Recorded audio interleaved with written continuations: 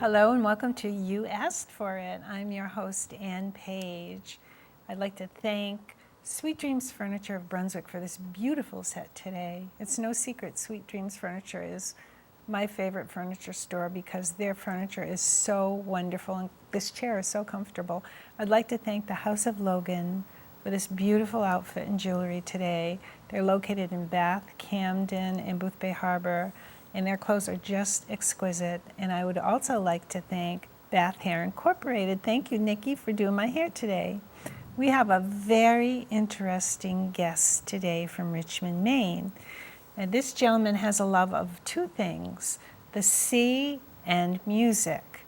This is Captain John Page. Hello, thank you for joining me today. Thank you for having me. Captain Page is a graduate of Maine Maritime Academy Deck Department. He has an unlimited tonnage license to sail any ship on any ocean in the world, and sailed he has all over the world, deep sea for 23 years. But in addition to that, Captain Page had a love of music since age 7 when he became a trumpet player.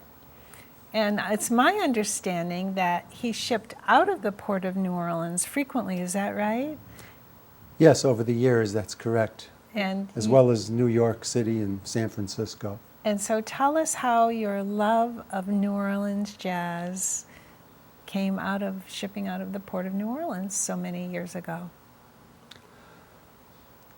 Well, as you mentioned, I've been a trumpet player for many years. I started very young.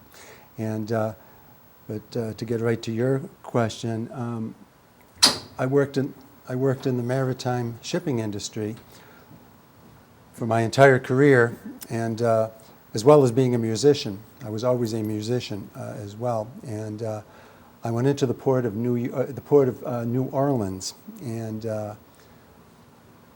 I went into a famous jazz hall down there called Preservation Hall, and I saw all the old pioneers of jazz, the old original jazz musicians playing down there, and I was just absolutely captivated by the music and the way it was played. And I was down there many times after that, and I actually, many years later, I actually was fortunate to sit in at the end of the evening down there with one of the Preservation Hall bands. And of course, they travel all over the world doing concerts. And I started the State Street Traditional Jazz Band of Portland, Maine in 1989 to pay homage to the great pioneers of jazz like Louis Armstrong and the many musicians who played in Preservation Hall, also Bix Beiderbecke. I could go on, but I think you get the picture of what I'm saying. And I played in other bands prior to the State Street Traditional Jazz Band, but I'm just addressing your question specifically regarding that band. So what is unique about this traditional New Orleans jazz that is different than other music? Can you explain that? New Orleans jazz is a special type of music.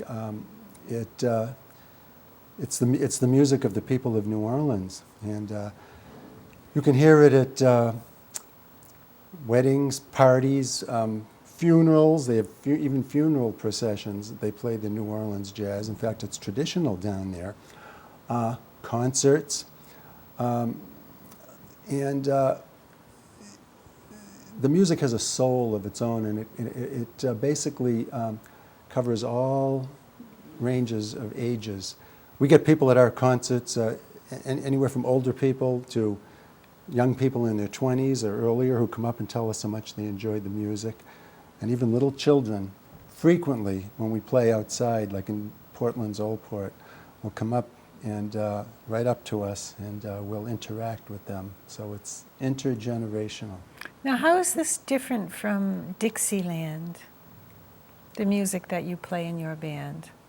When the New Orleans jazz first began at the turn of the last century, and there was a specific way it was played and a specific tempo. And when, following World War I, when jazz moved to the north, out of New Orleans, into places like St. Louis, Chicago, New York City, the music began to change in the course of that move, and what was termed Dixieland is a much faster tempo, considerably than the tempo we play. We play the original rhythms heard in New Orleans back in the early 1900s, and also on the old recordings too that you might hear from Louis Armstrong or Bix Beiderbecke or Preservation Hall or whatever. So there's a distinct difference between what is termed Dixieland or straw hat novelty type music and the music that we're playing today. So how many instruments are in your band? Well, we have a traditional New Orleans lineup. We have trumpet, trombone, clarinet, banjo, drums, tuba. Is there and also piano? Yes, and Okay. piano too. And so tell me about some of the musicians who play in your band. Some of the musicians in the band and I go back a long way. Any organization is only as good as the people who are part of that organization, whether it be a business or, in this case, a New Orleans jazz band. And I am fortunate and honored to play with these wonderful musicians in the State Street Traditional Jazz Band, some who I originally played with back in the late 1970s. And here we are in 2015, still together. And we have other newer people that have joined the band since.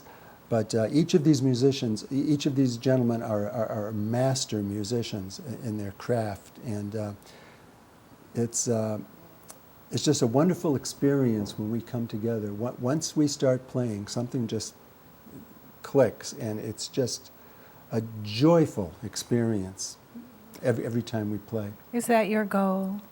Absolutely. This band is a labor of love, and the goal of the band, which basically has been my goal as the leader of the band, as well as all of the musicians who play in it, we're all on the same track here, is to bring joy to all of the people to which the State Street Traditional Jazz Band performs for. So essentially you're giving homage to the original sounds that you heard as a young seaman shipping out of New Orleans at Preservation Hall. Absolutely. Absolutely. And how did your band get its particular name? Well, back in 1989, we started rehearsing in the State Street Church on State Street in Portland, and that's because the pastor at the time, Pastor Jim Fletcher, loved New Orleans jazz, and we knew him, and he offered us rehearsal space. So we started rehearsing there, and then over time we started giving concerts there once a month, and it was a way that we gave back to the community. And we would raise money for a different charity every month. I mean, of course, we do paid concerts and private events as well. But at that time, we did a number of concerts at the State Street Church, and it was an absolute joy.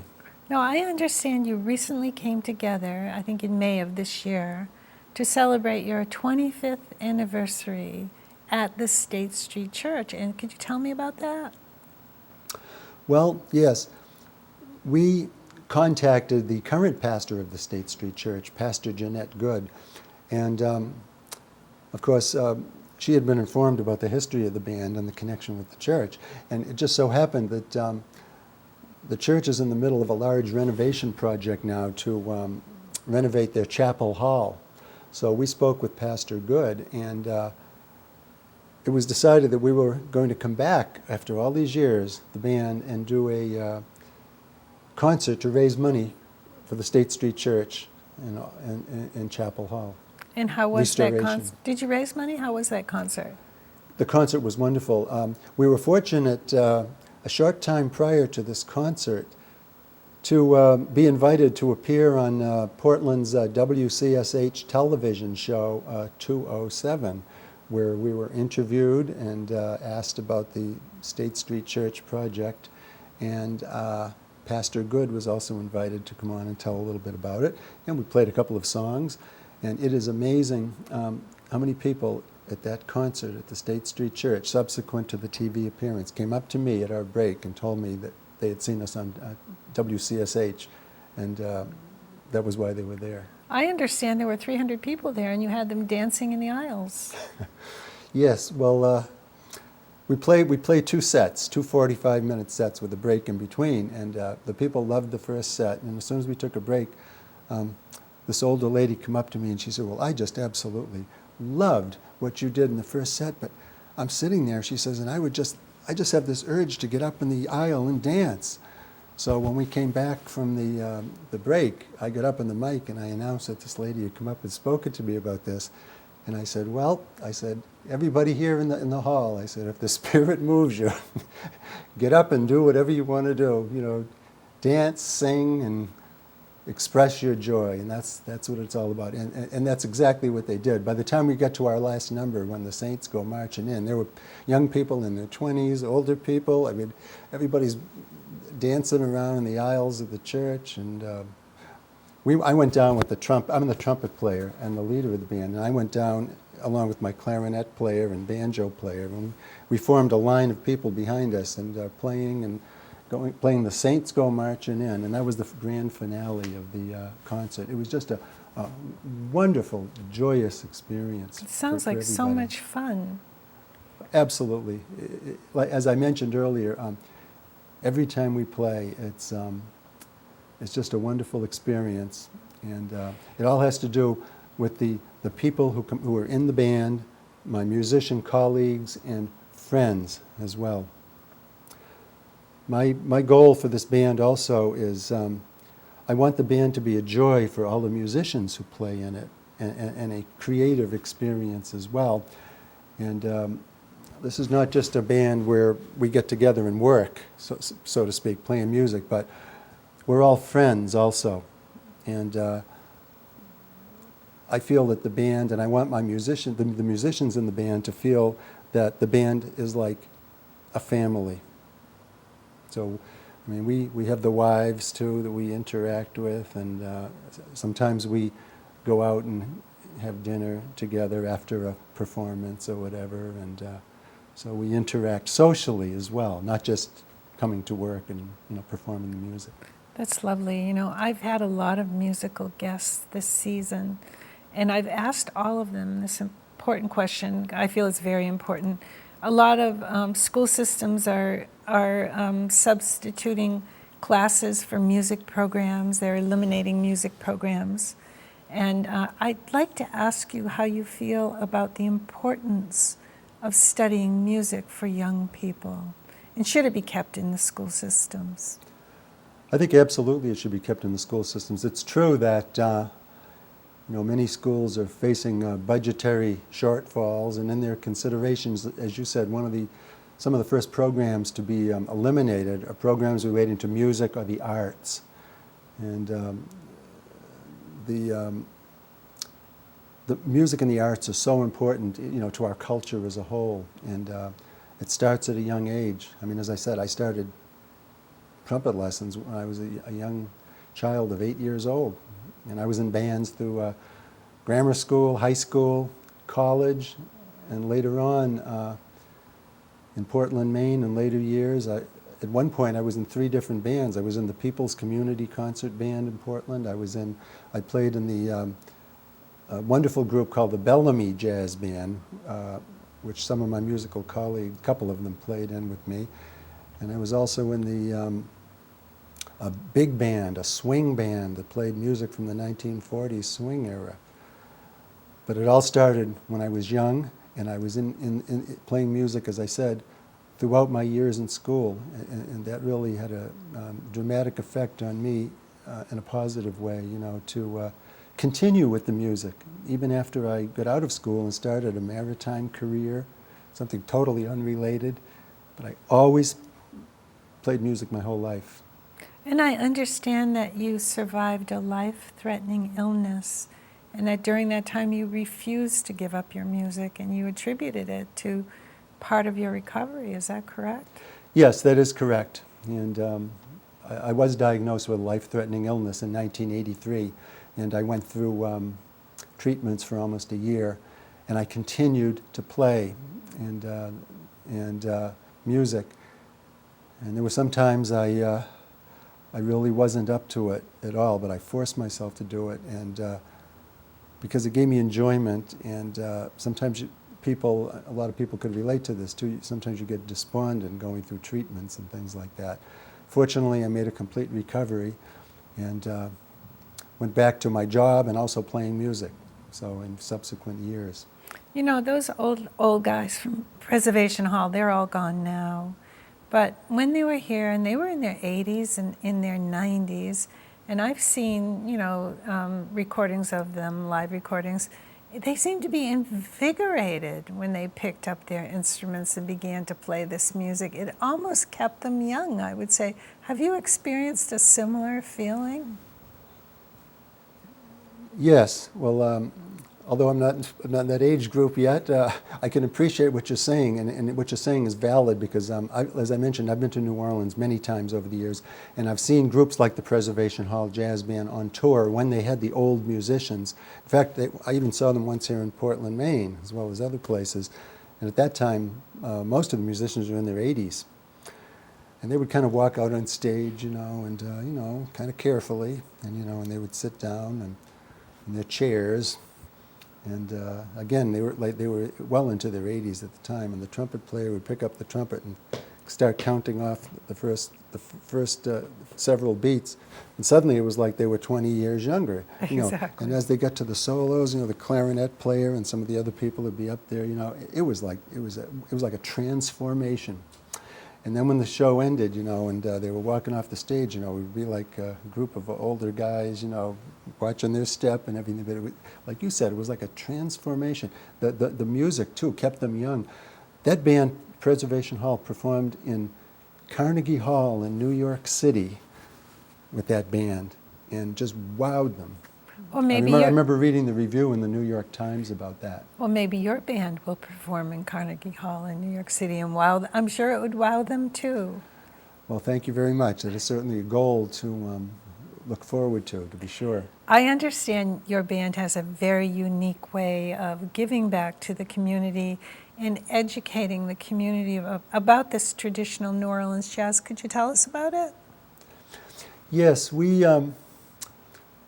play on Sundays, weather permitting, during the season when weather's warm, outside in the Old Port in Portland, Maine. And we go out there from 3 p.m. to 5 p.m. On Sundays, and we do a free concert. And basically this is a way that we give back to the community, and also we expose the people to the old-time New Orleans jazz who maybe some have heard it before and other people may have not heard it, but it is amazing.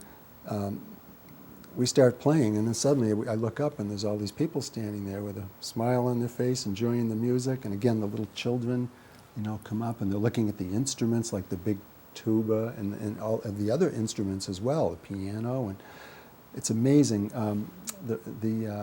the effect that the music has on the people who listen. I think you told me recently you were playing in the Old Port and a young girl approached your trombone player. And what did she say to him? This young woman approached him and she said something to the effect that she had seen a trombone played like on television or something in an orchestra, but she had never heard or seen one played live. It's amazing. And, well, you know, yeah. as we discussed earlier, a lot of school systems are eliminating music programs, so it's understandable that children today wouldn't be exposed to instruments. So what you're doing is really not only wonderful, but educational. It is, and it's amazing to me, too, the number of, although we play music from the band, State Street Traditional Jazz Band plays music from the early 1900s to 1920s, Louis Armstrong jazz era. It's amazing when we play in the Old Port, for example, the number of young people that stop by and listen, college age, high school people, and they start to listen. They say, and they come up to me sometimes and say, "This is really interesting. This is really nice, really good music," and that's encouraging because part of our goal too is to spread the message of the New Orleans jazz and perpetuate it for future generations as well to enjoy. And that's what happens when we play in places like the Old Port, because they hear it and express their enjoyment of it. I understand that Maine has a rich tradition of New Orleans jazz because a lot of music came down from Acadia, and those musicians settled in Maine and in New Orleans. They brought a certain flavor to the music. So I could understand why that type of music actually got birthed in Maine, even though it's traditional to New Orleans. But I think you've brought a great gift to the state of Maine, and I think we're very fortunate to have you. And how would someone find out about your band if they wanted to come and hear it, other than going to the Old Port? Well, other than going to the Old Port, they could go to our website, www.statestreettraditionaljazzband.com. And on there they will see where the band is playing and when, and background and photos of the musicians in the band, and other archival information. And so we would recommend that anyone who's interested in finding out more about the band to go to that website, www.statestreettraditionaljazzband.com. You have been a wonderful guest today, and I want to thank you so much for being on You Asked For It. And is there anything else you'd like to add? Only that I would like to also thank you for inviting me here and to tell about the State Street Traditional Jazz Band and what we do and what our goals are. But I definitely would like to add one more thing. It's been wonderful being married to you for 27 years. Thank you, honey. Thank you. Captain John Page, my husband, the founder and the leader of the State Street Traditional Jazz Band, a Maine treasure. Thank you for watching You Asked For It. Sweet dreams. Remember sweet dreams, everyone. Bye-bye.